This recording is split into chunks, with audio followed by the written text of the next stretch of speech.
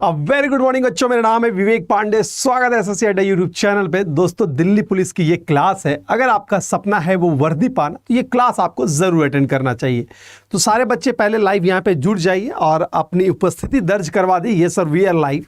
तो जैसा कि आपको मालूम है कि दिल्ली पुलिस का बिगुल है वो कभी भी बच सकता है, यानी संभवित है वो हमारा मार्च में एग्जाम होने वाला है। तो उतना हम वेट क्यों करें, यानी कि हमारी ये कोशिश रहेगी कि नोटिफिकेशन आने से पहले हमारी तैयारी इतनी मजबूत हो जाए कि एग्जाम आने के बाद सिर्फ अपनी क्षमताओं को हम जांच कर पाएं। जांच करने का मतलब है आप कितने तैयार हैं, आपकी क्या क्या कमियां रह गई, इन सारे चीज़ों पे ही काम होगा जब नोटिफिकेशन आ जाएगा।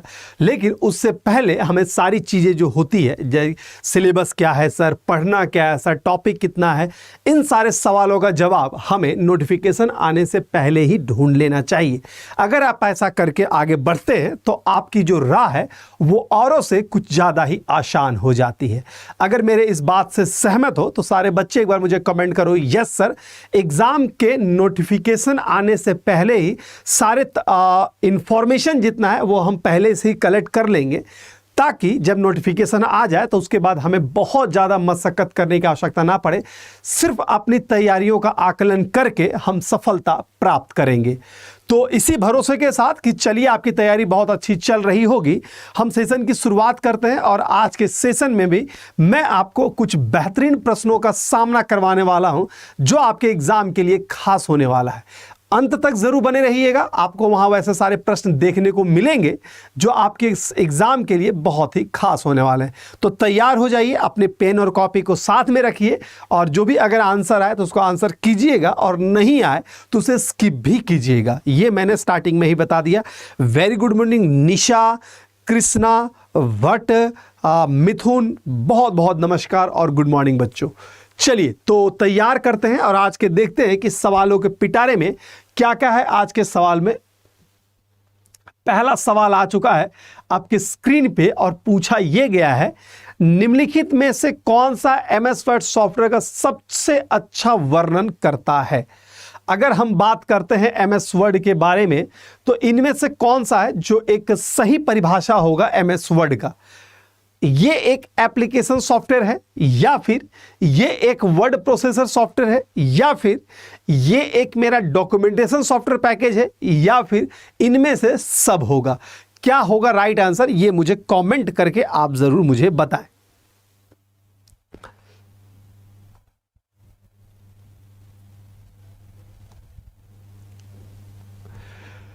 बहुत सारे बच्चों का आंसर आ रहा है, बहुत सारे बच्चों का सही भी है और कुछ का भी गलत है, कुछ सही भी है, यानी मिला जुला रिस्पांस देखने को मिल रहा है। तो अगर सही और बढ़े तो राइट आंसर हमारा क्या होगा, बिल्कुल ये मेरा एक एप्लीकेशन सॉफ्टवेयर भी है, ये भी कथन सत्य है। दूसरा, ये वर्ड प्रोसेसिंग सॉफ्टवेयर है, ये भी कथन सत्य है।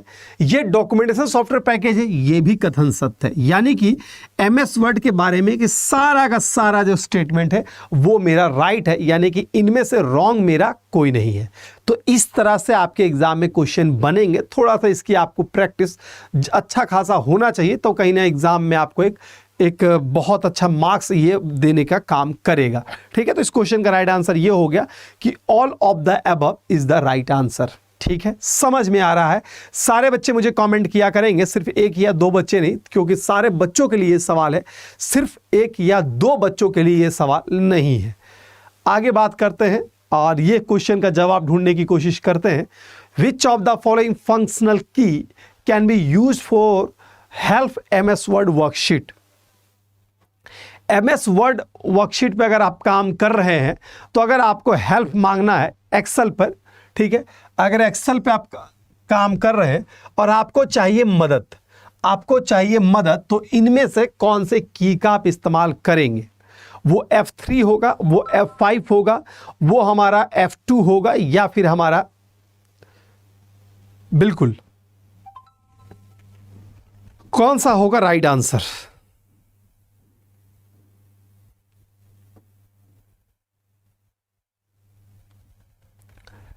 बेटा अब F3 को तो अंग्रेजी में नहीं ना लिख सकता हूं। F3 को हिंदी में क्या लिखूंगा बताओ। एमएस एक्सेल वर्कशीट में मदद के लिए निम्नलिखित में से कौन से फंक्शन की का उपयोग किया जा सकता है। अब इससे भी ज़्यादा शुद्ध हिंदी कुछ होगा? ठीक है, एक मानसिकता सिर्फ बनी हुई है आपकी। राइट आंसर की अगर मैं बात करता हूं तो वो मेरा होता है F1। F1 शॉर्टकट की है जो बेसिकली काम क्या करता है, तो वो हेल्प का काम करता है। ठीक है, F3 जो है वो मेरा हेल्प का काम करेगा। ठीक है, अगर यही पूछा जाता है एक्सेल के रिगार्डिंग ही कि अगर मुझे सेल को एडिट करना है, अगर सेल को एडिट करना है तो हम उपयोग करते क्या, तो हम उपयोग करते F2 का। एक्सेल के रिगार्डिंग हम बात कर रहे हैं। एक्सेल में F2 से भी सवाल पूछता है कि वो क्या हमारा होता है, तो जो हमारा सेल होता है उसको एडिट करने के लिए हम लोग F2 का उपयोग करते हैं। चलिए अब देखते हैं इस क्वेश्चन का आंसर क्या होगा। ठीक है, जहां पे कुछ अतिरिक्त जानकारी की आवश्यकता पड़ेगी वो जानकारी भी मैं आप तक पहुंचाऊंगा जरूर। ठीक है, तो अगर आपको किसी तरह का क्वेरीज होगा इस क्वेश्चन का आंसर ढूंढिए।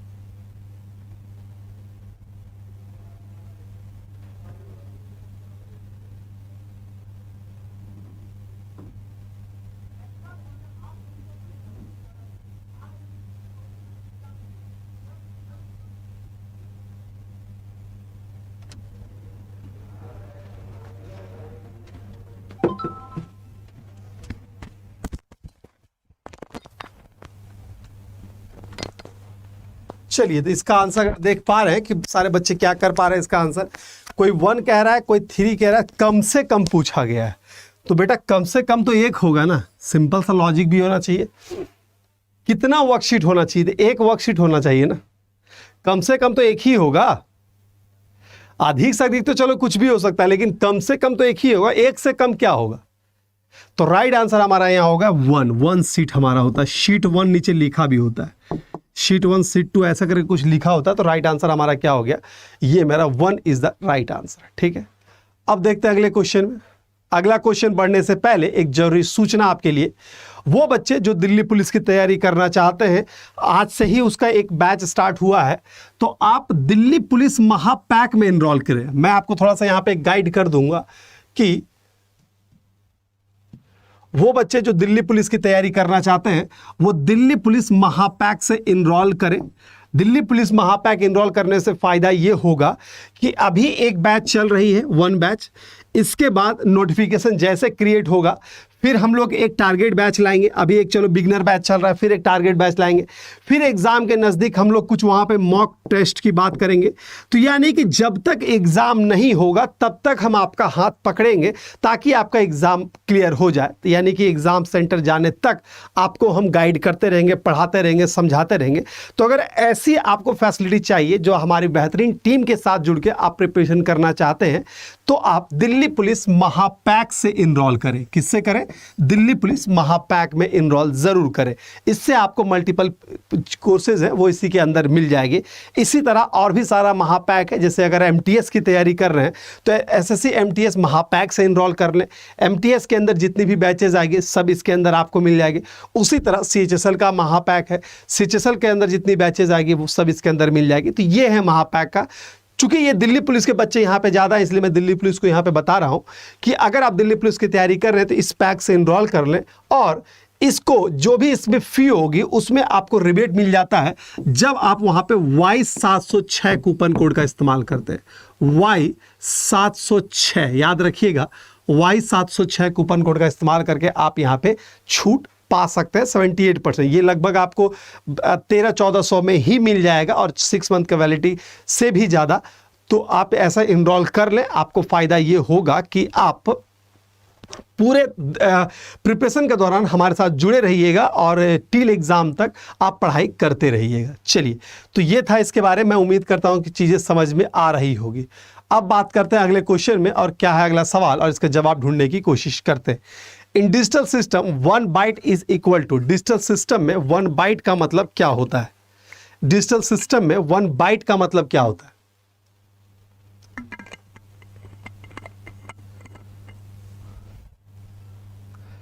Very good morning.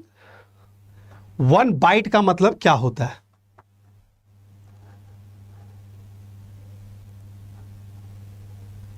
ठीक है, डिजिटल सिस्टम में 1 बाइट का मतलब होता है 8 बिट। बिल्कुल से याद रखिएगा, 1 बाइट अगर लिखा रहे, 1 बाइट का मतलब होता है 8 बिट। ठीक है, और 1 निबल का मतलब होता है, 1 निबल का मतलब होता है 4 बिट। ठीक है, और 1 बिट का मतलब होता है 0 या 1। ये कुछ याद रखिएगा। और उसके बाद आपका नॉर्मल सा मालूम है कि जब बाइट हो जाता है उसके बाद केबी आता है, तो 1 केबी बराबर होता है 1024 बाइट। और ऐसे करके ये पूरी हिरार्की हमारी चलती रहती है। तो राइट आंसर हमारा यहाँ पे क्या है? राइट आंसर हमारा होगा यहाँ पे 8 bit. In digital system 1 byte is equal to 8 bit. ठीक है, कोई दिक्कत नहीं, कोई प्रॉब्लम नहीं। समझ में आ रहा है? सारे बच्चे एक बार मुझे कॉमेंट कर दे। अगला क्वेश्चन देखते हैं क्या है जवाब, वो ढूंढते हैं।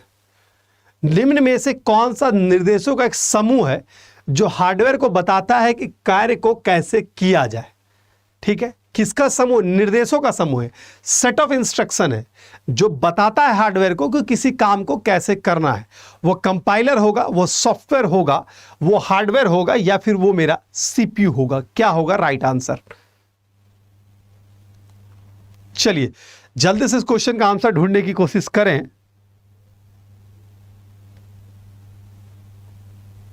राइट आंसर क्या होगा बच्चों? Which one of the following is a set of instruction set that tells the hardware how to perform the task? क्या होगा?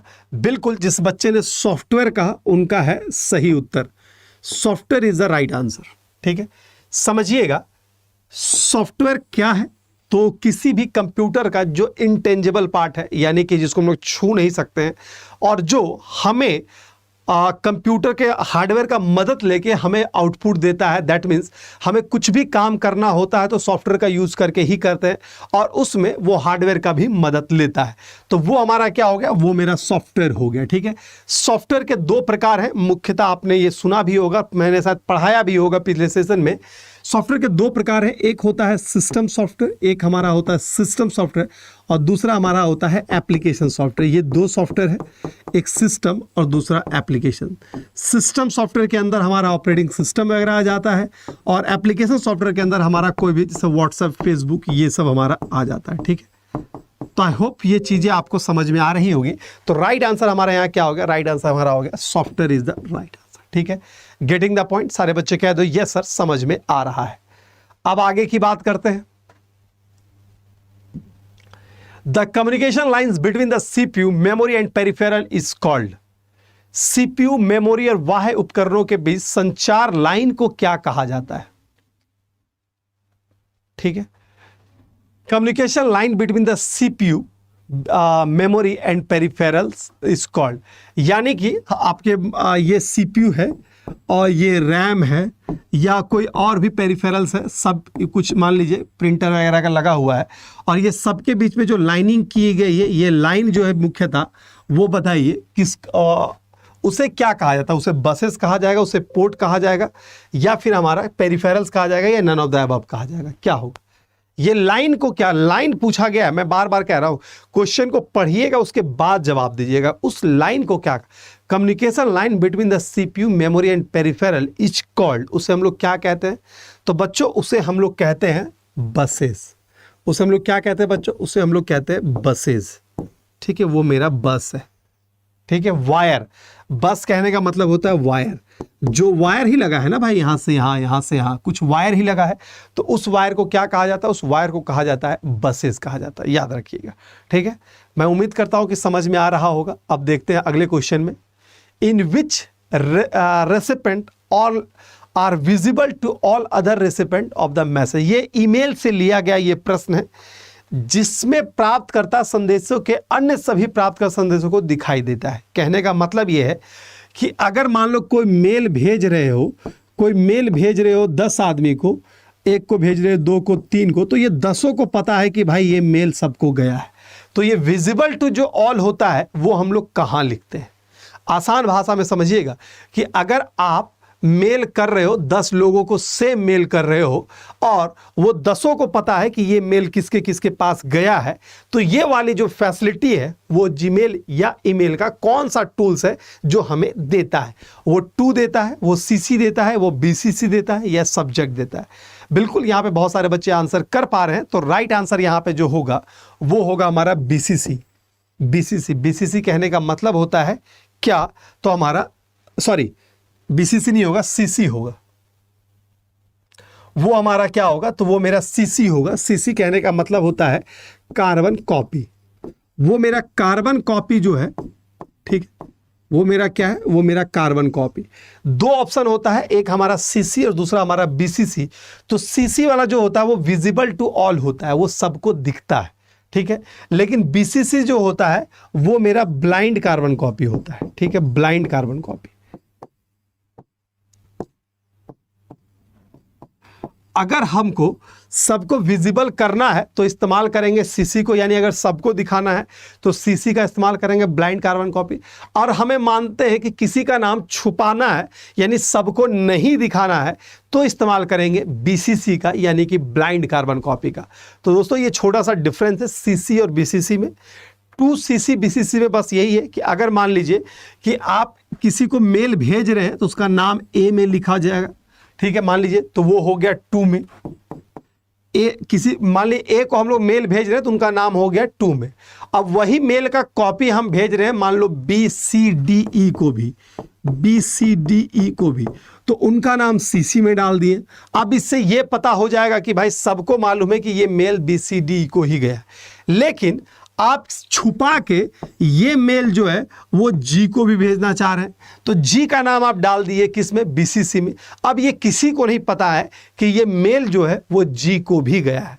तो जी का मतलब ही है, आप यहाँ पे जी किसके अंदर है? तो बीसीसी के अंदर, और बीसीसी का मतलब ही होता है ब्लाइंड कार्बन कॉपी। तो समझ में आ गया? एक बार सारे बच्चे मुझे कह दे कि यस सर समझ में आ गया है। ठीक है, क्लियर है? कोई दिक्कत, कोई सवाल, कोई शक? अगला पढ़िए और जवाब दीजिए। बहुत तगड़ा वाला क्वेश्चन है। यह एक मानक वर्ण की ऊंचाई का आधा वर्ण है और बाकी पाठ की तुलना में अधिक मुद्रित होता है। क्या है? It is a character half the height of the standard character, half होता है, and printed higher than the rest character. ठीक है, यानी रेस्ट से ऊपर होगा, तो वो क्या कहा जाएगा? वो मेरा सब सुपरस्क्रिप्ट होगा, वो मेरा सब स्क्रिप्ट होगा, वो स्ट्राइक थ्रू होगा, या ऑल ऑफ द अबव होगा? क्या होगा राइट आंसर?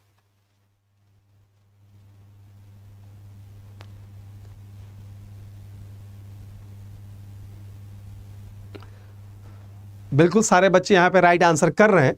आंसर होगा सुपरस्क्रिप्ट। ठीक है,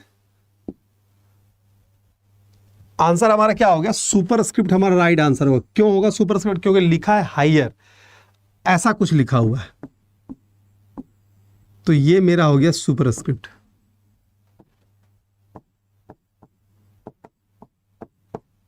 ठीक है, ये मेरा सुपरस्क्रिप्ट हो गया। और वही अगर लिखा रहता तो ये मेरा होता सबस्क्रिप्ट।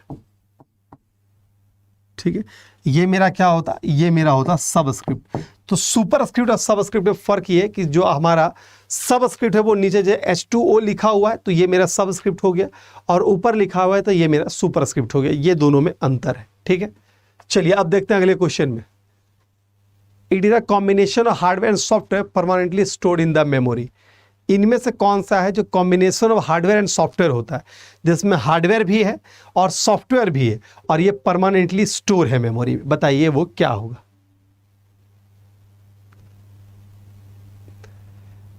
फ्रीवेयर होगा, शेयरवेयर हो गया, ओपन सोर्स होगा या फर्मवेयर होगा? क्या होगा right answer? Combination of hardware and software. Memory में अस्थायी रूप से संग्रहित हार्डवेयर सॉफ्टवेयर का एक संग्रह है। Combination of hardware and software, दोनों ही, हार्डवेयर भी है और सॉफ्टवेयर भी है। क्या होगा राइट आंसर? फ्रीवेयर होगा, शेयरवेयर हो गया, ओपन सोर्स होगा या फिर हमारा फर्मवेयर होगा? क्या होगा राइट आंसर? एकदम सोचिए, समझिए और इसका जवाब दीजिए। बिल्कुल सारे बच्चे जिन्होंने जो कहा आंसर होगा इसका फर्मवेयर। ठीक है, फर्मवेयर को कहा जाता है combination of hardware and software, जिसने भी कहा राइट आंसर। ठीक है, अब फर्मवेयर का ही एग्जांपल है हमारा बायोस। आपने बायोस का नाम सुना होगा, बेसिक इनपुट आउटपुट सिस्टम। तो बायोस जो है वो बेसिकली फर्मवेयर का एग्जांपल होता है और इसे हम लोग combination of hardware and software, यानी कुछ हार्डवेयर भी है और कुछ सॉफ्टवेयर है। क्यों ऐसा है? क्योंकि बायोस तब काम करता है जब ये रोम के संपर्क में आता है, यानी कि रोम में संपर्क में आके ये अपना परफॉर्मेंस करता है। टेक्निकली ये कहा जाए कि ये इंस्ट्रक्शन जो वो रोम में ही स्टोर होता है, इसीलिए इसे हम लोग फर्मवेयर कहते हैं और इसके पीछे यही वाला लॉजिक है। ठीक है, combination hardware and software permanently stored in the memory, वो मेरा फर्मवेयर होता है। समझ में आ गया? एक बार सारे बच्चे कह दे यस सर, समझ में आ गया। We are getting the point.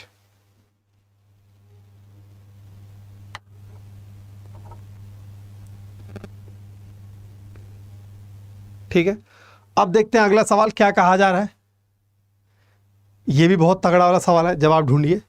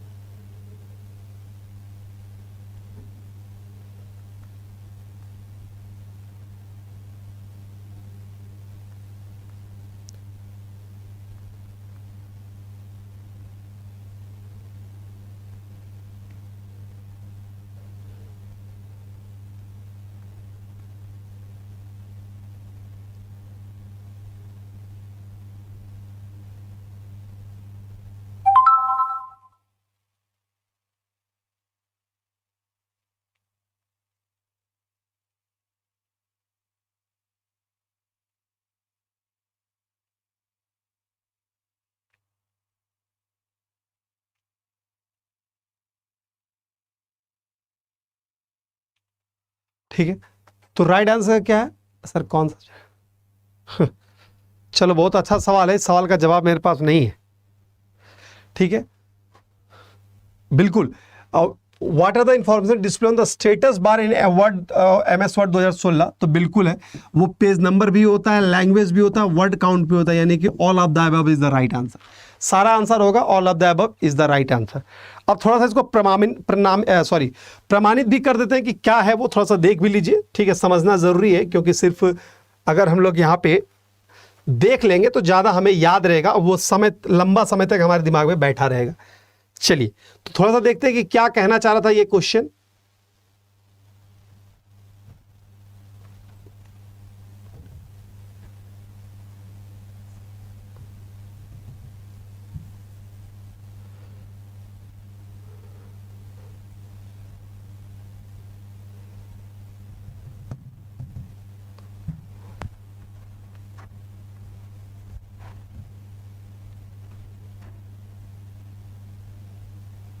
MS word open नहीं हो रहा है।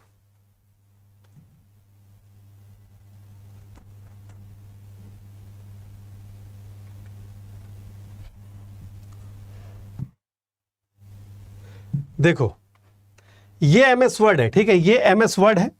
आप नीचे देखो, स्टेटस बार लिखा हुआ है, इसको हटाते पहले। स्टेटस बार क्या लिखा हुआ है? तो यहाँ पे पेज नंबर भी लिखा हुआ है, यहाँ वर्ड भी लिखा हुआ है और लैंग्वेज भी लिखा हुआ है। तो यही पूछा गया, इसे ही कहा जाता है स्टेटस बार। आपको दिख रहा है? शायद नहीं दिख रहा है, थोड़ा सा मैं इसको और छोटा कर देता हूँ, चीजें दिख जाएगा। एक सेकेंड, देखो, ये मेरा वर्ड है और वर्ड में ये वाला स्टेटस बार है, देख सको तो यहाँ पे पेज नंबर लिखा हुआ है, यहाँ पे वर्ड लिखा हुआ है, यहाँ पे लैंग्वेज लिखा हुआ है।